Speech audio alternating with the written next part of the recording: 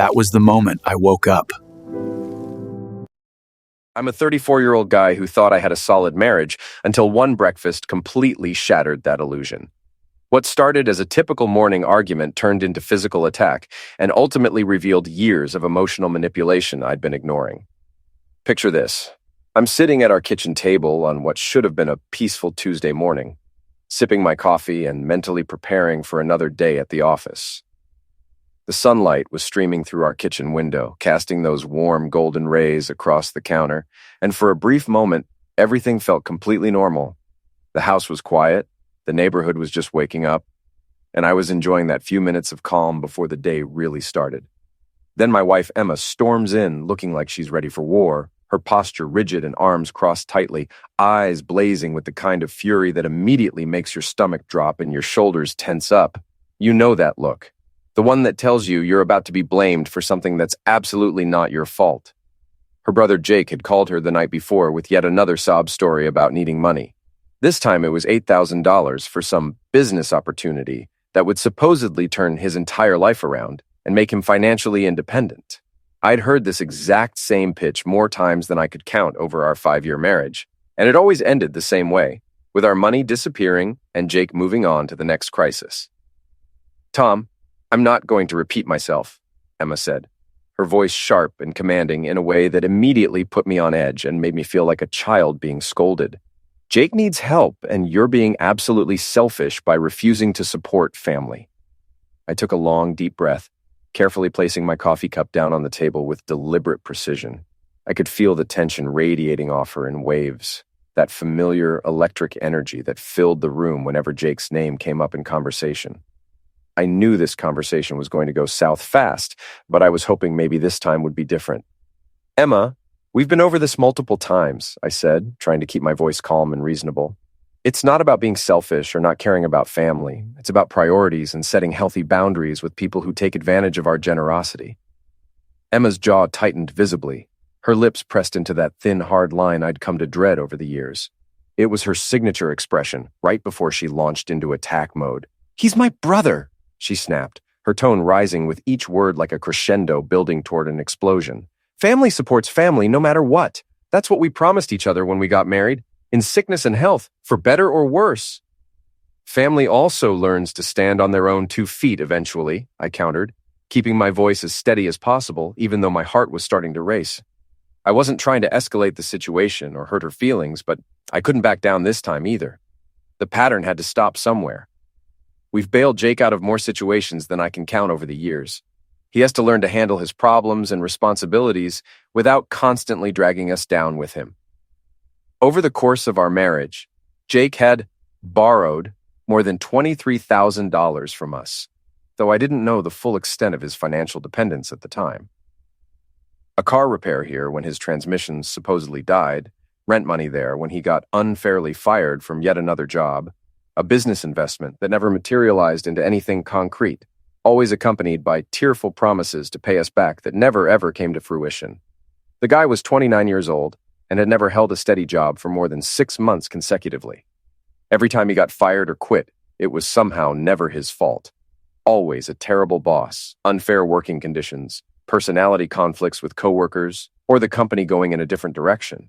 He had an excuse for everything and took responsibility for nothing. Emma stepped closer to the table, pulling out the chair across from me with such force that it squealed loudly against the tile floor. She sat down abruptly, her entire body language radiating anger and frustration. Her face was set like stone, completely rigid, her piercing gaze locking onto mine with an intensity that made me genuinely uncomfortable. "You don't get it, do you?" she said, her voice dropping to a low, dangerous tone that was somehow more threatening than yelling. The words were trembling with barely restrained anger that seemed ready to explode at any second. "You've never had siblings, so you can't possibly understand what it means to be there for someone no matter what happens to them." Her words stung more than I wanted to admit, cutting deep into an old wound she knew how to find every single time. She always weaponized my only child status during these arguments, like being an only child made me fundamentally incapable of understanding love, loyalty, or what family relationships should look like. "You're right, Emma," I said as evenly as possible, fighting to keep my composure and not let her see how much her words affected me. I don't have siblings, and I never will. But that doesn't mean I don't understand responsibility, commitment, or caring about other people. And right now, my primary responsibility is to us, to our marriage, to our finances, and to our future together. I can't keep giving away our money when it's crystal clear that Jake has absolutely no intention of changing his behavior patterns. The silence that followed was absolutely suffocating. You could have heard a pin drop in that kitchen. I could see the fury building behind her eyes like a storm gathering strength, her hands gripping the edge of the table so hard that her knuckles turned completely white. She looked like she was physically holding herself back from doing something she might regret later. Then, without any warning whatsoever, without even a split second for me to prepare or react, she grabbed her coffee cup with both hands and hurled its entire contents straight at my face. Time seemed to slow down as I watched the dark liquid arc through the air in what felt like slow motion. The coffee was still steaming hot from being freshly brewed just minutes earlier. Before I could react or even process what was happening to me, the scalding coffee hit me full in the face with shocking force. The burning heat immediately seared my skin, and I gasped involuntarily, the shock of the attack hitting me even harder than the physical pain. My eyes started watering instantly from the heat and the sting, and coffee dripped down my cheeks, my neck, soaking through my work shirt and tie. The empty ceramic mug clattered onto the wooden table with a sharp, jarring sound that echoed in our suddenly silent kitchen. For several long moments, all I could do was sit there completely stunned and motionless, coffee still dripping steadily from my face and hair onto my lap and the floor. My face burned intensely, my eyes stung and watered, and my hands trembled slightly as I slowly reached for the napkins sitting on the counter to dab at the scalding liquid that was still running down my skin. The coffee had been hot enough to leave red marks on my cheeks and forehead. Emma stood frozen across from me, her own expression a strange and confusing mix of anger, shock at her own actions, and what looked almost like immediate regret. But the remorse was fleeting, lasting only seconds before being quickly replaced by cold, stubborn defiance and renewed aggression. Her lips parted slightly as though she wanted to say something, maybe even apologize, but she didn't speak. The moment of potential remorse passed entirely, and I watched her face harden again into that familiar expression of righteous anger. Finally, I managed to break the oppressive silence. "What the hell, Emma?" I asked quietly, my voice carrying more weight and disbelief than if I'd shouted at the top of my lungs. The shock and hurt in my tone were unmistakable. "You pushed me to that," she said defensively, though there was a definite hint of unease creeping into her voice despite her aggressive words. "I didn't mean to—" "No," I cut her off firmly, standing up slowly while still dripping coffee onto the floor. "You absolutely meant it. You were angry, and you meant every bit of this." I gestured broadly to my soaked shirt and reddened skin that was still stinging painfully. "This isn't just about Jake or the money anymore. This is about control and manipulation, about you thinking you can physically attack me to get what you want, no matter how it affects me or damages our relationship." Emma's expression hardened again completely, that brief moment of hesitation and uncertainty now totally gone. "You're being overly dramatic about this," she said dismissively, waving her hand like my reaction was completely unreasonable and blown out of proportion. "It's just coffee, not battery acid. You're acting like I threw a brick at your head or something equally ridiculous." "You threw something at me," I interrupted, my voice gaining strength and clarity with each word. "Because that's exactly what happened here, Emma. And don't you dare try to minimize it or gaslight me into thinking this was somehow acceptable behavior between married adults." For the first time in our entire argument, I saw something significant shift in her facial expression. Not guilt, not genuine remorse or apology, but something much closer to stubborn defiance mixed with panic that she was losing control of the situation and me. "If you just agreed to help Jake like any normal, supportive husband would do," she said, her voice rising again with renewed aggression and blame, "none of this would have happened in the first place. This whole situation is on you, Tom. You brought this on yourself with your selfishness." I stared at her in complete amazement and disbelief, my mind racing as the full reality of our relationship dynamic hit me like a freight train at full speed. Was this who she had always been underneath the surface? Had I been systematically ignoring obvious red flags for years, writing them off as temporary stress or normal marital conflict? Or had things changed and deteriorated so gradually that I didn't notice the slow erosion of respect until this moment when the mask finally slipped completely off? "I think we're done here," I said finally, my voice flat and emotionless in a way that seemed to surprise both of us. "I need some fresh air and space to think clearly about what just happened." Without waiting for any response from her, I turned around and walked deliberately out of the kitchen, leaving her standing there next to the coffee-stained table. The morning sunlight that had seemed so pleasant and inviting just minutes earlier now felt like a cruel mockery of what should have been an ordinary, peaceful day. As I headed toward the bathroom to wash the coffee from my burning face and assess the damage, one thought echoed relentlessly in my mind like a broken record. This isn't just about breakfast or Jake or even the money. This is about everything that's been fundamentally wrong with our marriage for years, and I've been too blind or too hopeful to see it clearly. I stood in the bathroom for what felt like hours, staring at my reflection in the mirror as cold water ran steadily over my face and down the drain. My skin still tingled and burned where the coffee had made contact, leaving stark red marks that would probably be visible for days. But it wasn't just the physical sting that lingered in my mind and body. It was the much deeper, more painful realization that something fundamental and important in my marriage had cracked wide open, probably beyond any realistic hope of repair. I shut off the tap and leaned heavily on the bathroom sink, letting the cold water drip steadily from my chin onto the counter below. My reflection stared back at me, looking tired and worn down and older than my 34 years, with dark circles under my eyes that definitely hadn't been there when we were newlyweds 5 years ago. How had I gotten to this point in my life? When exactly had Emma become someone who could throw coffee in my face during an argument and then immediately blame me for her actions? Or maybe the more important and disturbing question was, when did I stop recognizing the woman I married? When did she become this person who seemed capable of anything when she didn't get her way?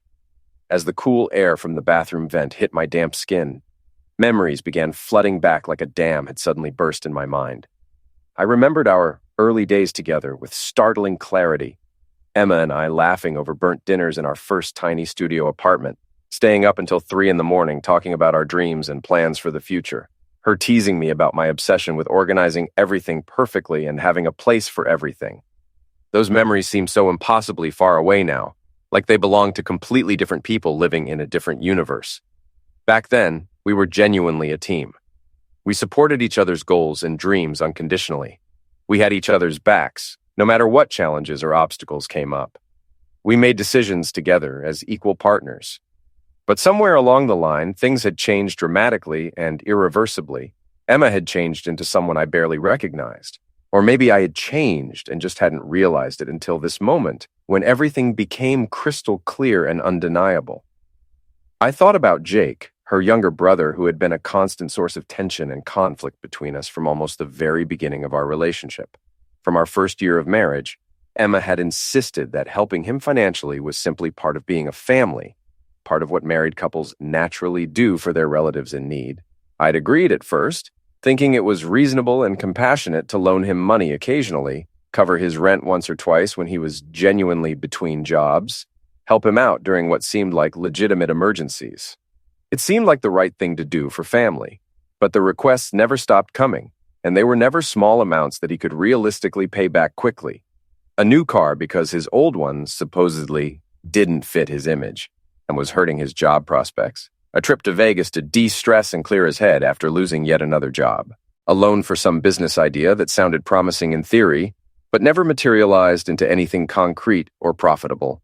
And every single time, without fail, Emma defended his requests and made elaborate, creative excuses for his behavior and consistently poor life choices. "He's just going through a rough patch right now," she'd say with complete conviction and sincerity. "He'll definitely pay us back once he gets on his feet and finds the right opportunity that matches his skills." But he never did pay us back. Not once.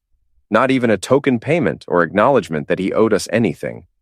I'd tried multiple times over the years to set reasonable boundaries and expectations, but Emma always found ways to push back and make me feel like the bad guy for having standards. "It's my brother Tom," she'd say, her tone dripping with exasperation and disappointment in me. "How can you be so heartless and cold toward family members who need our help?" Heartless. That particular word always cut especially deep and made me question my own character and values. I'd spent countless hours wondering if maybe I was being too rigid, too unyielding, too focused on money instead of family relationships and emotional connections. But deep down in my gut, I knew the truth that I'd been deliberately avoiding and making excuses for. This situation wasn't about me being heartless or lacking compassion for people in need. It was about being systematically drained, emotionally, financially, and now apparently physically, by people who took everything offered to them and gave absolutely nothing back in return. I ran both hands through my hair, feeling the intense tension in my shoulders and neck from years of accumulated stress and conflict. Today wasn't the first time Emma had crossed a significant line with me. It was just the most blatant and impossible to ignore or rationalize away. The raised voices during arguments that left the neighbors probably wondering what was happening. The guilt trips that left me feeling terrible about myself for days afterward. The subtle but persistent digs at my character and upbringing. They'd all been happening and escalating gradually for years now. But I'd convinced myself repeatedly that it wasn't as bad as it felt in the moment. It's just a rough patch we're going through, I'd tell myself like a mantra. All couples argue and go through difficult periods. She's under a lot of stress because of Jake's problems and her family situation. Things will definitely get better once he gets his life together and stops creating crises. But would they really get better? Or had I been lying to myself all along, making excuses for behavior that was never acceptable in the first place? The sound of the bathroom faucet dripping steadily pulled me back to the present moment and immediate reality. I straightened up slowly, looking at my reflection again with completely new eyes and perspective. My work shirt was completely ruined, the coffee stain spreading across the light blue fabric like a dark, ugly bruise that would never come out. I carefully peeled the shirt off and tossed it into the laundry basket, knowing it was destined for the trash. Then I reached for a fresh shirt from the closet. The simple act of changing clothes felt almost symbolic and meaningful, like I was deliberately shedding a layer of myself that I didn't need or want anymore. A version of myself that had accepted unacceptable treatment for far too long. As I slowly buttoned up the clean shirt, a completely new thought began taking concrete shape in my mind. What if this morning's incident wasn't just about Jake or the coffee or even this specific argument we'd just had? What if this was actually about a much larger, more serious pattern that had been developing and worsening for years? A pattern of me constantly bending over backward, compromising my own needs and values, and giving everything I had while Emma took more and demanded even more without ever reciprocating or showing genuine appreciation for the sacrifices I was making. And what if I simply didn't want to keep living like this anymore? The idea was simultaneously unsettling and incredibly liberating. It carried a strange kind of clarity and certainty that I hadn't felt about anything in years. For so long, I'd convinced myself that holding on and trying to fix our problems was the only honorable option available to me. That walking away would mean failure, betrayal of my wedding vows, weakness, giving up on love and commitment, and everything marriage was supposed to represent. But now, standing in that bathroom with coffee stains still burning my face, I started to wonder if holding on to this relationship was actually the real betrayal, a betrayal of myself, my own needs and dignity, my own worth as a person who deserved to be treated with basic respect and kindness by the person who claimed to love me most. I turned away from the mirror and walked slowly back into our bedroom. Emma was nowhere to be seen or heard, and the silence in the house felt heavy, oppressive, and somehow threatening. My phone buzzed on the nightstand, and I picked it up instinctively, grateful for any distraction from my racing thoughts. It was a text message from my best friend Mike, whom I hadn't talked to much in the past year, because Emma never liked him and frequently said he was a bad influence who didn't understand the responsibilities and compromises of marriage. "Hey man, you busy today?" the message read. "Haven't heard from you in forever." Seeing his name on my phone screen, I felt an overwhelming urge to respond immediately, to reach out to someone who knew me before Emma came into my life, someone who remembered who I used to be when I was confident and decisive and happy. I typed out a quick response. "Actually, yeah, you free to talk today?"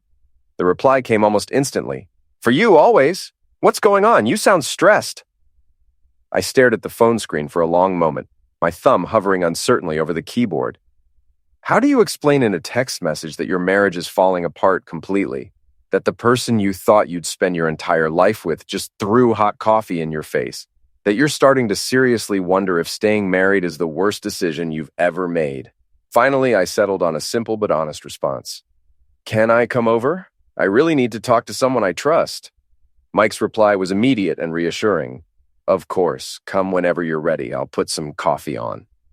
Then, almost as an afterthought, actually, maybe tea would be better today? Despite everything that had just happened, I found myself smiling slightly at his attempt at lightening the mood. As I set the phone down and grabbed my car keys from the dresser, I felt a strange but powerful mix of emotions washing over me like a tide.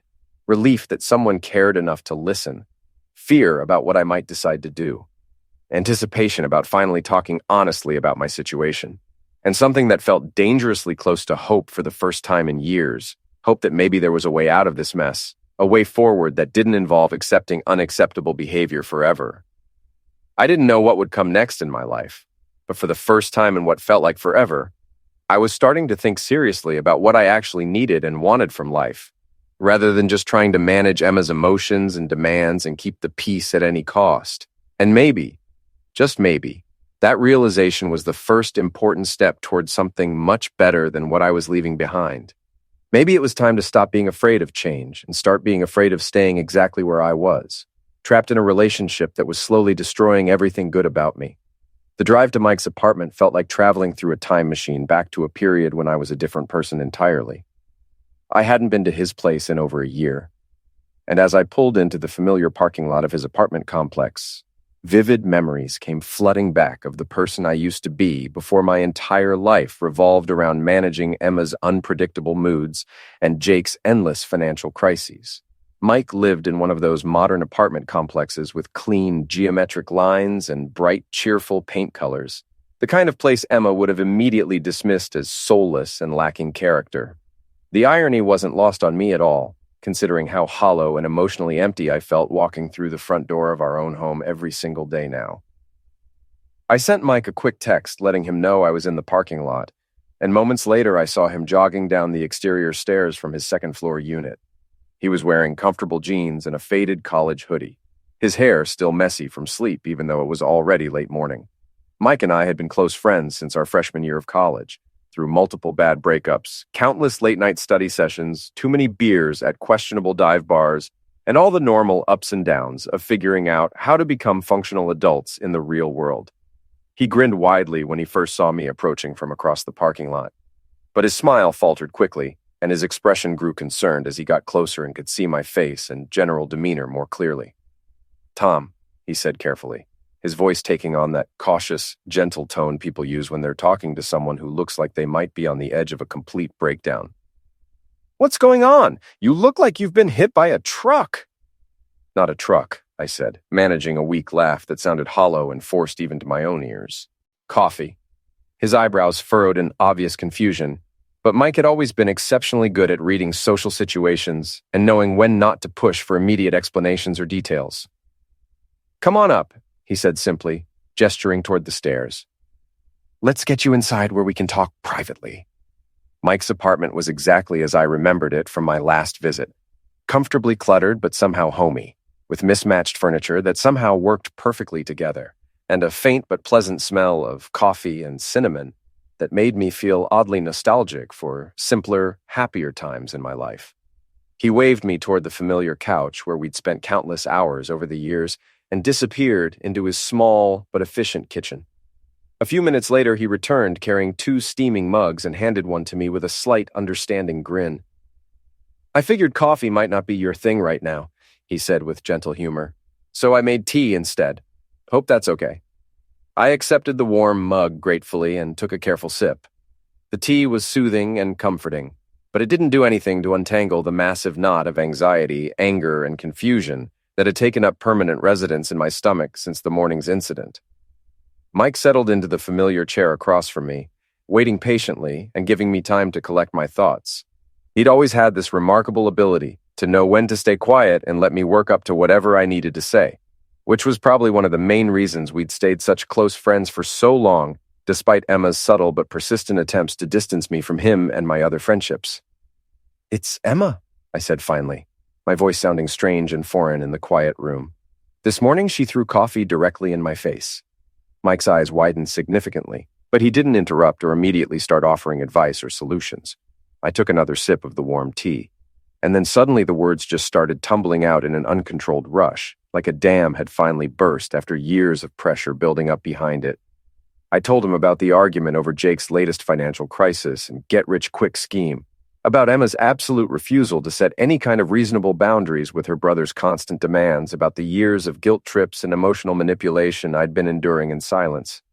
And then I described in detail the moment Emma completely snapped and threw her hot coffee at me, and how she'd immediately and automatically blamed me for somehow pushing her to that point, like I was responsible for her violent reaction to not getting her way. She said it was entirely my fault, I said, my voice shaking slightly with residual anger and deep hurt.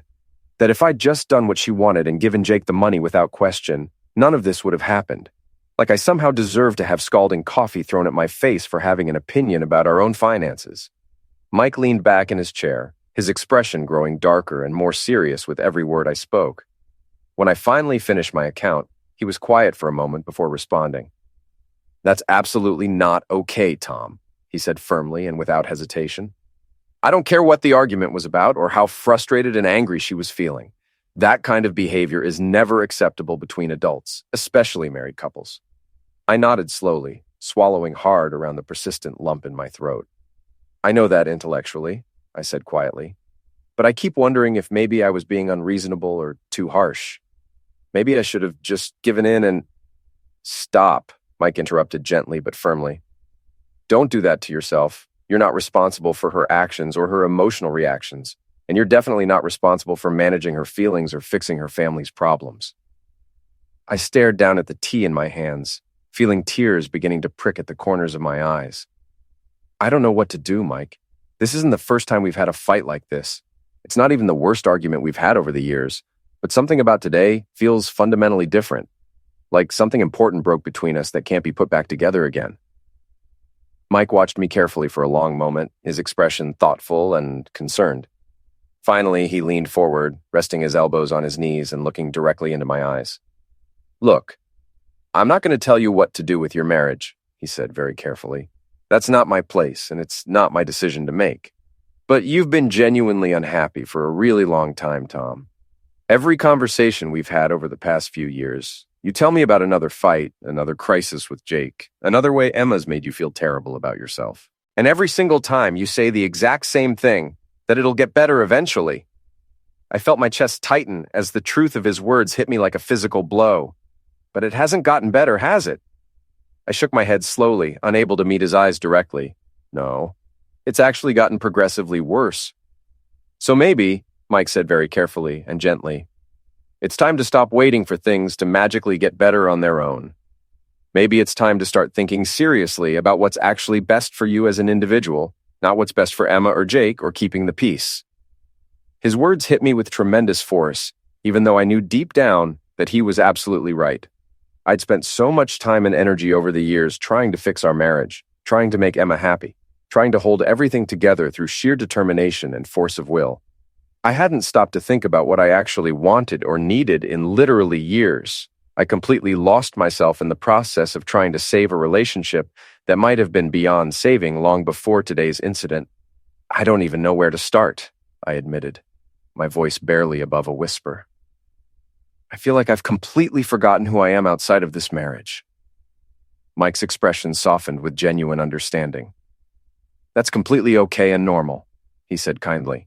"You don't have to figure everything out right now or make any major decisions today. Just take it one step at a time.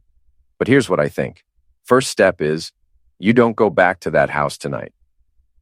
I looked up at him, genuinely startled by the suggestion. "What do you mean?" "Stay here," he said simply, as if it was the most obvious solution in the world. "At least for tonight, maybe longer if you need to. Give yourself some real space and time to think clearly without Emma trying to manipulate you or wear you down with guilt trips." The thought of staying away from the house, even for just one night, felt both absolutely terrifying and like the kind of relief I didn't even know I desperately needed until this moment. "Are you sure about this? I really don't want to impose on you or mess up your routine." Mike rolled his eyes and let out a short laugh. "You're not imposing at all.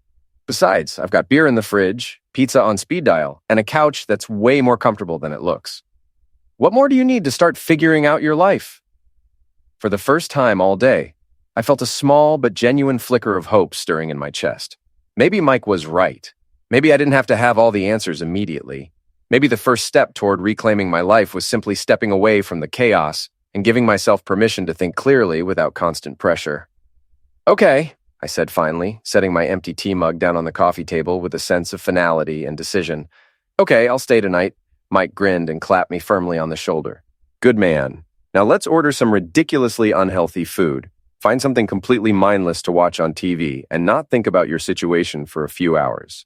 Tomorrow we can start making real plans and figuring out your next steps. I actually laughed, genuinely laughed, for the first time in what felt like months or even years. The sound was shaky and uncertain, but it was real and it was mine. For the first time in longer than I could remember, I didn't feel completely alone in dealing with my problems and the mess my life had become. The road ahead was still unclear and probably going to be difficult, but at least I wouldn't be walking it by myself anymore. I had support, I had options, and most importantly, I'd finally reached the point where I was ready to start putting my own well-being first, instead of sacrificing everything for a relationship that was slowly destroying me. And for now, in this moment sitting in Mike's apartment, that felt like enough hope to keep me moving forward toward whatever came next.